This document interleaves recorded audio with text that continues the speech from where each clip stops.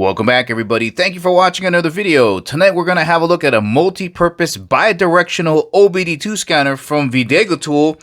This is the VD70 Lite.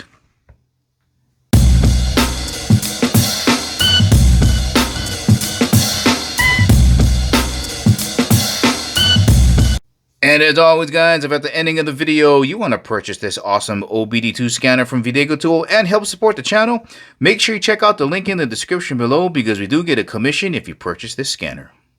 And of course, before getting started, just want to thank the good folks out of VDIAGTOOL for sending me the scanner to review. Let's get started. Alright, the reason you want to pick up an OBD2 scanner like this is you're going to have some kind of need to get the information from your car and analyze it. So maybe something is going wrong with your car, or maybe you're going to go out to buy a new used car and you want to really gauge the health of that car. Having an OBD2 scanner is an absolute necessity to make sure that you're not getting ripped off by someone, and it's going to enable you in the long run to do a lot of repairs on your own and save a ton of money. Now, you can get OBD2 scanners and readers in all different price ranges from 20 bucks all the way up to a few $1,000s. You can get them in a handheld format or tablet. I like the tablet format because of the size of the screen. This one is about 7 inches across. I like the ability to be able to see the live data and graph. Now, some OBD2 scanners can't graph. Some don't even have the ability to do live data. You might not need that, but I like the larger screen so I can see in color the graphing and the live data. And this was not too expensive, right? It's not too cheap, not too expensive. It's right in that Goldilocks zone. Check out the case you get with this scanner. Right, you got feet molded onto the bottom so you can stand it up like this. You got these metal clips, and they even have a ledge in here for the clips to hook onto. Dual texturing, you got dimpling here, texturing on the handle. Does not feel cheap at all. And the best part is when you open this up, you have foam on the inside to protect the scanner. Here's everything that's going to come in the kit. This is your main cable with the VGA plug on one side. That's going to plug into the scanner. And then the OBD2 plug on this side. This is going to go into your car data port. Universal charge kit. The US one is installed. I think this is Europe. And you got Asia up here. Also a adapter USB-C to USB that you can use with this USB-C to USB-C cable that can be used for charging as well as data transfer. Let me get you guys a size reference so you get a better idea for the size of the scanner. So this is just your standard size composition book. So pretty close.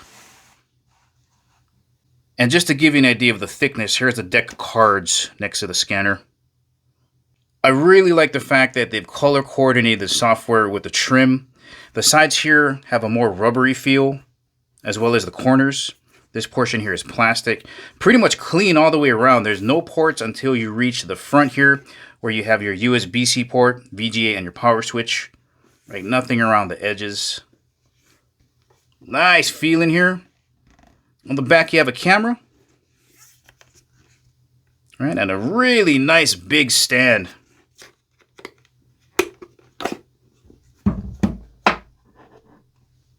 And for anybody interested, here is a quick look at some of the specs. This is running Android 10, quad-core processing. There's a look at your RAM and your memory. 801 graphing, you can export to CSV, and if you have an endoscope, it'll support that as well.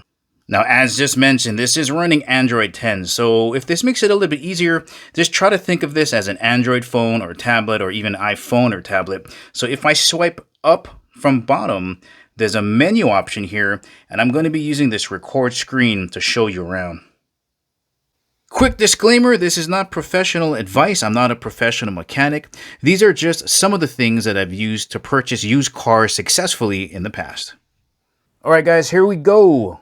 Screen recording, upper right-hand corner, blinking red dot, we should be set to go. I'm going to swipe up from bottom to expose that menu again. I'm going to hit this home key.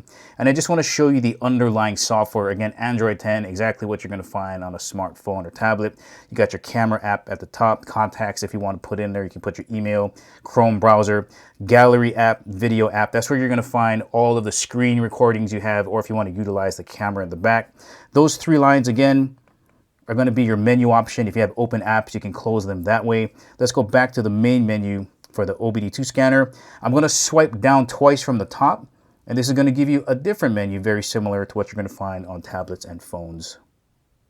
Most of the work you're going to be doing is either going to be in the auto scan, manual diagnosis, or special function. Now, the auto scan is very easy to use. If you have an engine trouble code, you plug this in, it's going to scan your entire car, all of the modules, find that trouble code, tell you what it is and how to fix it. And I'm pretty sure in this auto scan feature, there's a way to reset those codes.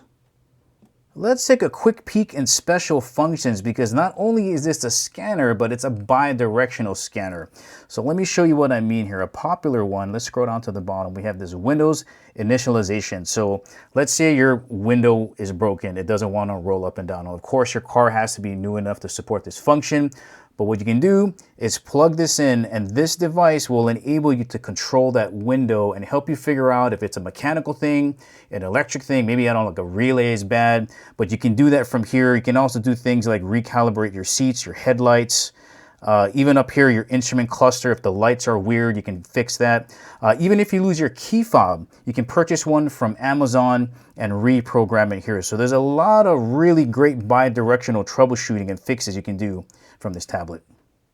All right, let's get into the manual diagnosis here. We're going to be doing an OBD2 scan manual wise, and we're going to have a look at some live data and graphics so you can have a look at it. Now, I have a trouble code in my car. I have a vacuum leak. My valve cover gaskets are leaking, so air is getting into my engine.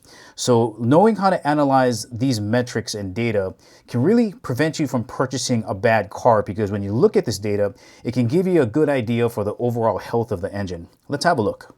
All right, let's say you're out there buying your new used car. You're going to get in there, turn the key to the on position, verify that you can see the check engine light, come into the manual diagnosis, click on this OBD2.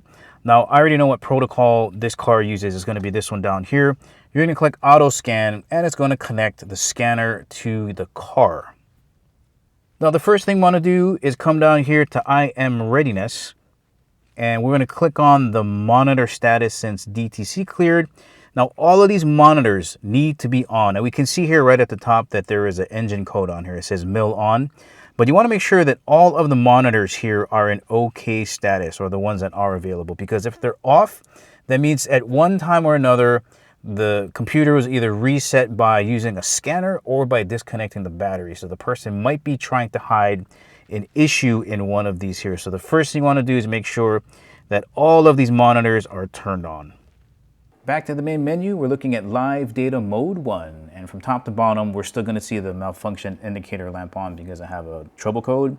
And then underneath it, we want to make sure that we're in closed loop, not open, because we're going to be looking at oxygen sensor data. And you just do that by letting the car heat up. That way we know all the sensors are involved in the correct processes. Short-term, long-term fuel, we're going to hit this custom button so we can pull these data points out and just look at them. And it's rich here because I have that lean condition. It's adding fuel to balance out the engine here. Now, you want to watch out for long-term fuel trim like 35, 25. You're just kind of bouncing up and down. Short-term fuel between 10 to 15%, it's fine.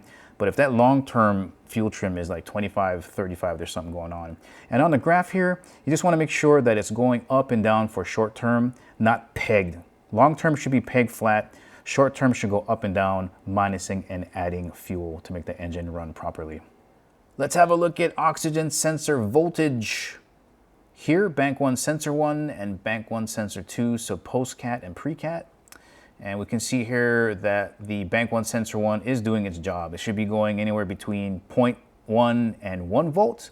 So that's looking great, but sensor 2 should be flat when it's not. Let's hit chart and you can see what I mean here. Let's graph it. It should not be mirroring sensor 1. It should be flat. If the exhaust that's coming out of the catalytic converter is clean, it should be flat. It should not be reading any type of voltage. So this either means that the sensor is bad or my catalytic converter is bad, and I tend to think that the sensors are pretty reliable, so not a good sign there. Once again, guys, this has been the VD70 from VDIAGTOOL. If you're in the market for a great OBD2 scanner that's going to give you tons of capability that you can grow into, but you don't want to spend a lot of money, this might be a great option for you. Well, all right, guys, this is the ending of the video. Remember, if you want to purchase this awesome OBD2 scanner from VDIAGTOOL, make sure you check out the link in the description below. Thank you for watching, and I'll catch you in the next video.